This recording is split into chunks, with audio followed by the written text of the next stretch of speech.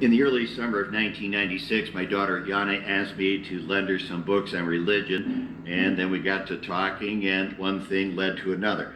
I was about to leave for Krakow, Poland to take part in an annual seminar. She borrowed the books and then a few days later sent me a long fax that began with a fascinating comment and ended with a long series of questions. The Hollywood writer and actor Ben Stein once saw Jana in high school and said she reminded him of the young Ingrid Bergman. She is stubborn and tough, and she told me when she was 19 that I would not have to worry about her having a delayed rebellion because she had always been in rebellion and had more or less gotten over it. And in a way, but not entirely, she has.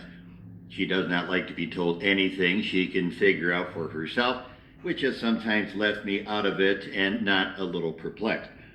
That is why I leapt to respond when I received a fax full of questions from my very own daughter, an unprecedented event.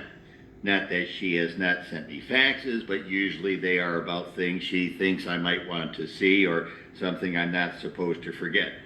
She never asked for money, by the way. Her mother always was a very cheap date, hates to spend money. And in this and many other attractive ways, Jana follows her mother. This time a whole series of questions. A father dreams of this. In fact, the hardest part of being a father is feeling from the first moments in the delivery room onwards, especially with my daughters, utterly useless. In fact, Jana even agreed when I tentatively brought it up that we could write a book together. She is a born writer, but shy about writing, although she had a byline on an article in the Washingtonian when she was only a college sophomore and a research assistant. Recently, she enjoyed an 18-month stint as assistant editor of a magazine in which she wrote a number of things, including several departments of her own. This editing job expired at the end of '96, so perhaps she figured getting some writing in would help during the transition to something new.